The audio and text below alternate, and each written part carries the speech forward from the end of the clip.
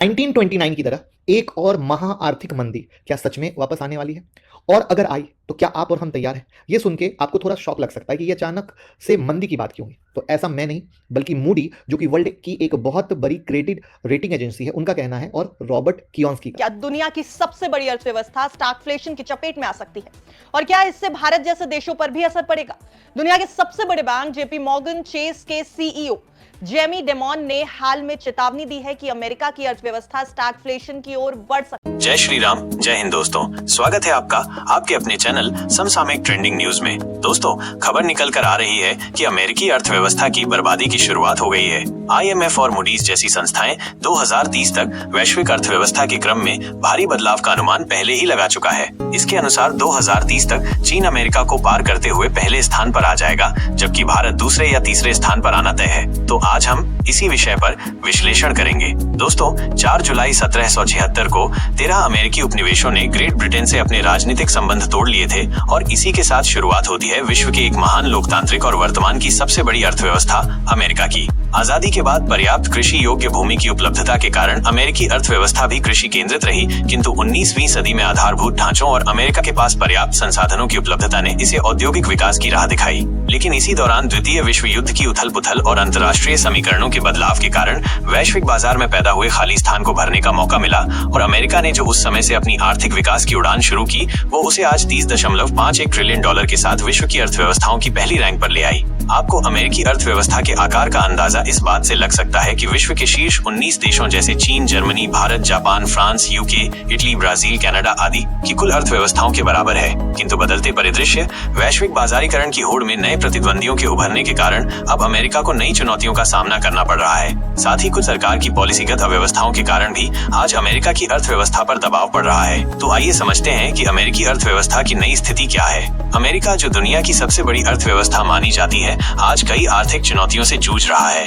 2024 और 2025 की शुरुआत से ही अमेरिकी शेयर मार्केट में उतार चढ़ाव, महंगाई दर में तेजी, बेरोजगारी के आंकड़ों में वृद्धि और लगातार बढ़ती ब्याज दरों ने आर्थिक स्थिरता पर सवाल खड़े कर दिए हैं। अप्रैल 2025 में अमेरिकी GDP ग्रोथ रेट 1.2% के आसपास रही, जो कि पिछले वर्षों की तुलना में काफी धीमी है। अमेरिका पर वर्तमान में कुल $36.2 ट्रिलियन का कर्ज है, जो कि इसकी GDP का लगभग 122% है। इसके अलावा समस्या की बात ये भी है कि ये कर्ज की राशि हर 3 माह में $1 ट्रिलियन बढ़ रही है। टेक कंपनियों से लेकर रिटेल सेक्टर तक में छटनी की खबरें आम हो गई हैं। इस उथल पुथल के आखिर प्रमुख कारण क्या हैं? तो देखिए, इस समस्या की जड़ के ये 5 कारण हैं। 1. पूंजी का विदेशों में जाना, आउटफ्लो ऑफ कैपिटल। अमेरिका अपनी आम जरूरत का ज्यादातर सामान विदेशों से आयात कर रहा है। इस कारण अमेरिका की पूंजी विदेशों में स्थानांतरित हो रही है। 2. महंगाई, इन्फ्लेशन। फेडरल रिजर्व ने महंगाई पर काबू पाने के लिए ब्याज दरें बढ़ाई हैं, जिससे लोन महंगे हो गए हैं, और उसका असर व्यापार और खरीदारी दोनों पर पड़ा है। 3.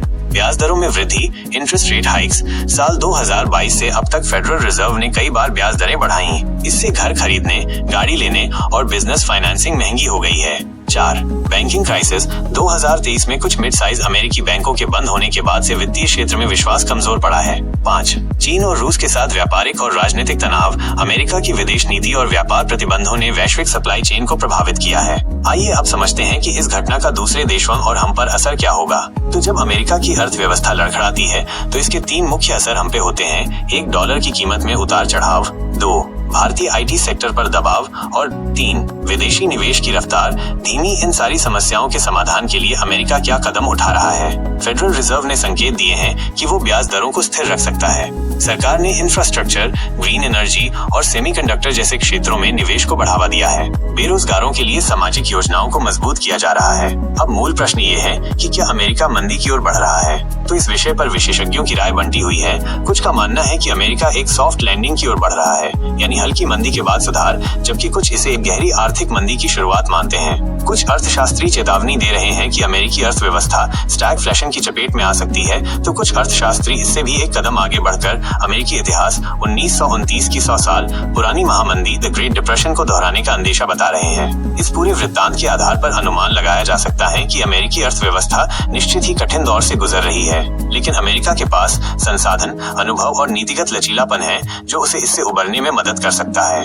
हमें बस इंतजार करना होगा कि आने वाले महीनों में फेडरल रिजर्व और अमेरिकी सरकार कौन से ठोस कदम उठाते हैं। अगर आपने वीडियो यहाँ तक देख लिया है तो आपको ये वीडियो जरूर जानकारीपूर्ण लगा होगा। इसे लाइक जरूर दीजिए, शेयर कीजिए अपने दोस्तों के साथ और आपको क्या लगता है इस विषय में अपनी राय कमेंट में लिखें। कोई प्रश्न हो तो जरूर पूछें। साथ ही सब्सक्राइब कीजिए आपके अपने चैनल समसामयिक ट्रेंडिंग न्यूज को, ताकि वीडियो सबसे पहले आप तक पहुंचे, क्योंकि यहाँ हम लाते हैं हर दिन आपके लिए देश दुनिया की बड़ी खबरें। तो आइए देखते हैं पूरी खबर। अमेरिकी शेयर मार्केट्स में मचे हाहाकार का असर 22 मई को भारतीय बाजार पर भी देखने को मिला है। सेंसेक्स निफ्टी दोनों इंडेक्स खुलते ही ताश के पत्तों की तरह टूटने लगा बाजार 22 मई को। तो आपको बता दें कि शेयर मार्केट में ये बड़ी गिरावट दरअसल 21 मई को अमेरिकी शेयर बाजार में आए तूफान के बाद देखी गई है। यूएस बॉन्ड यील्ड में तेजी और वहां के राष्ट्रपति यानी अमेरिकन प्रेसिडेंट डोनाल्ड ट्रंप के टैक्स कट बिल को लेकर यूएस मार्केट्स में चिंता जारी है। इसके चलते डाउ जोन्स इंडस्ट्रियल एवरेज 817 अंक यानी कि लगभग 1.9% गिरकर बंद हुआ। तो वहीं S&P 500 में 1.6% और नास्डैक में 1.4% तक की गिरावट देखी गई। एक्सपर्ट्स का कहना है कि ग्लोबल बाजारों में जोखिम बढ़ चुका है। अमेरिका का घाटा और कर्ज इस समस्या की बड़ी जड़ है। एक्सपर्ट्स के मुताबिक गोल्ड और बिटकॉइन जैसे वैकल्पिक एसेट्स यानी जो ऑप्शंस हैं एसेट्स में, उनमें तेजी ज्यादा दिखाई दे रही है। मुख्य समस्या अमेरिका का बढ़ता फिस्कल डेफिसिट है, जो बाजार को टिकाऊ नहीं लग रहा। 1929 की तरह एक और महा आर्थिक मंदी क्या सच में वापस आने वाली है? और अगर आई तो क्या आप और हम तैयार हैं? ये सुन के आपको थोड़ा शॉक लग सकता है कि ये अचानक से मंदी की बात क्यों हुई। तो ऐसा मैं नहीं, बल्कि मूडी, जो कि वर्ल्ड की एक बहुत बड़ी क्रेडिट रेटिंग एजेंसी है, उनका कहना है, और रॉबर्ट कियोस्की का। तो यहां पर उनका कहना है कि मूडीज का recent downgrade of US credit rating एक सिग्नल है एक बहुत बड़े इकोनॉमिक डिजास्टर का, और उन्होंने इसे कंपेयर किया 1929 के ग्रेट डिप्रेशन से। अब से पहले रॉबर्ट कियोस्की की बात पर आए तो रॉबर्ट कियोस्की ने अपने रिसेंट पोस्ट में कहा कि अमेरिका अब एक डेड बीट डेड बन गया है, मतलब जो उधारी का पैसा उड़ा रहा है, जिसके पास जॉब नहीं है और जो अपने परिवार का ख्याल नहीं रख रहा है। क्या दुनिया की सबसे बड़ी अर्थव्यवस्था स्टैगफ्लेशन की चपेट में आ सकती है? और क्या इससे भारत जैसे देशों पर भी असर पड़ेगा? दुनिया के सबसे बड़े बैंक जेपी मॉर्गन चेस के सीईओ जेमी डेमॉन ने हाल में चेतावनी दी है कि अमेरिका की अर्थव्यवस्था स्टैगफ्लेशन की ओर बढ़ सकती है। सबसे पहले स्टैगफ्लेशन का मतलब समझिए। स्टैगफ्लेशन वो स्थिति होती है जब किसी देश की इकोनॉमी में तीन चीजें एक साथ होती हैं। महंगाई बढ़ती है, आर्थिक विकास यानी कि ग्रोथ रुक जाती है या फिर बहुत धीमी हो जाती है, बेरोजगारी बढ़ने लगती है, यानी चीजें महंगी होती जाती हैं लेकिन लोगों की आमदनी या नौकरियां नहीं बढ़ती। अब सवाल यह है कि जेमी डायमन को ऐसा क्यों लग रहा है कि अमेरिका इस ओर बढ़ रहा है? आइए उनके इस बयान को तीन हिस्सों में समझने की कोशिश करेंगे। पहला हिस्सा, बढ़ता सरकारी घाटा यानी फिस्कल डेफिसिट। अमेरिका का सरकारी घाटा रिकॉर्ड स्तर पर है। डायमंड का कहना है कि अमेरिका को अपने वित्तीय घाटे पर यानी फिस्कल डेफिसिट पर काबू पाना होगा, वरना निवेशकों का भरोसा उससे उठ जाएगा। इसका असर डॉलर की ताकत पर भी पड़ सकता है। डायमंड ने माना कि कई निवेशक अब डॉलर से जुड़ी एसेट से दूरी भी बना रहे हैं। तो सवाल अब यह उठता है कि क्या डॉलर की स्थिति डगमगाने वाली है? हालांकि डायमंड ने यह भी कहा है कि उन्हें डॉलर के शॉर्ट टर्म उतार चढ़ाव से डर नहीं है, लेकिन लॉन्ग टर्म में अमेरिका को थोड़ा सतर्क रहना होगा, थोड़ा कॉशियसनेस अमेरिका को यहां पर दिखानी होगी। ये तो था पहला पार्ट। दूसरा बड़ा खतरा समझिए, वो है महंगाई यानी इन्फ्लेशन। अमेरिका में महंगाई लगातार बढ़ती जा रही है। डायमंड का मानना है कि महंगाई को काबू में लाना आसान नहीं है, खासकर जब सरकारी खर्च और कर्ज लगातार बढ़ रहे हैं। फेड भी महंगाई को देखते हुए ब्याज दरों में कटौती पर ब्रेक लगाए हुए है। अब आते हैं तीसरे हिस्से पर।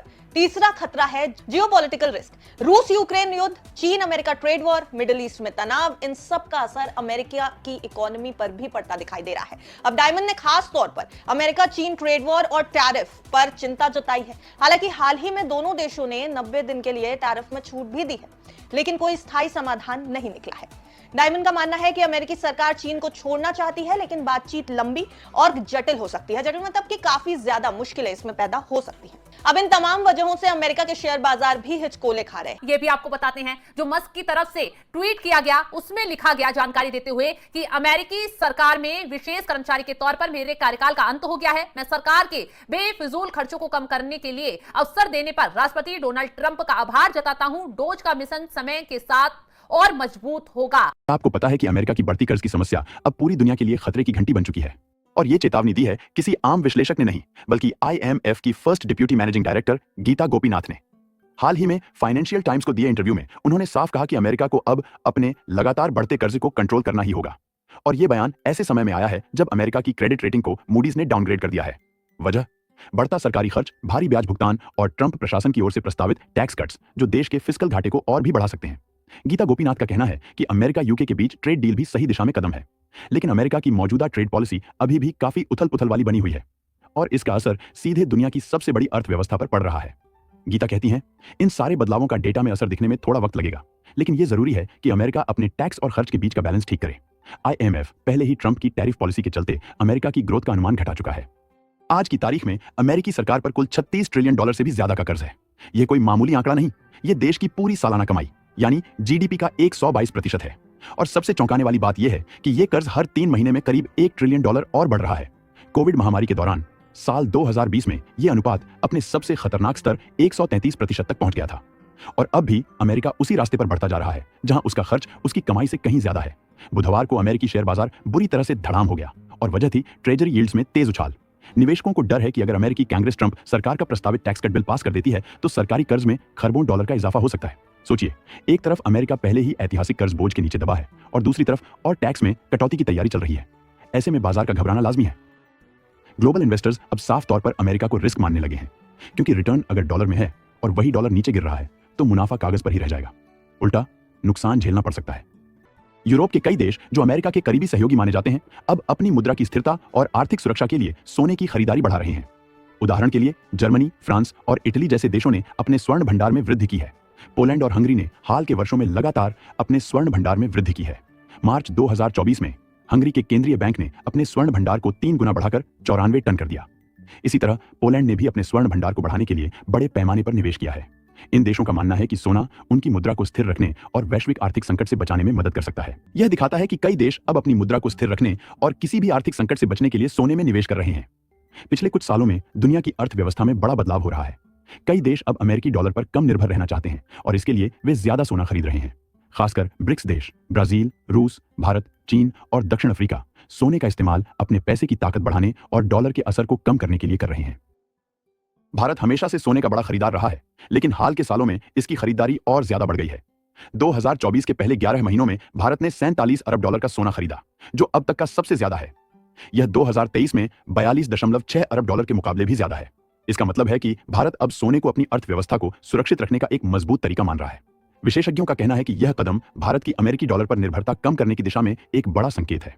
इस बीच अमेरिकी अर्थव्यवस्था का हाल यह है कि पहले तिमाही में जीडीपी निगेटिव रही, रेसिप्रोकल टैरिफ्स लागू होने से पहले ही। उपभोक्ता आत्मविश्वास तो महामारी के समय के बाद सबसे निचले स्तर पर है। जेनेट येलन तक ने चेतावनी दी है कि चीन से आने वाले मिनरल्स और मटेरियल्स पर भारी टैरिफ से अमेरिकी कंपनियों की हालत पतली हो जाएगी, खासकर हाई मार्जिन इंडस्ट्रीज जो क्लीन एनर्जी, बैटरियों जैसे क्षेत्रों पर निर्भर हैं। मार्च में गुड्स ट्रेड गैप रिकॉर्ड $162 अरब पर पहुंच गया, यानी अमेरिकी पहले से ही सस्ता सामान स्टॉक कर चुके हैं टैरिफ्स से पहले, और अब पूंजी अमेरिका से निकलकर एशिया की ओर बह रही है। इसकी बड़ी वजह है डॉलर की गिरती कीमत और व्यापार युद्ध से जुड़ी अनिश्चितता।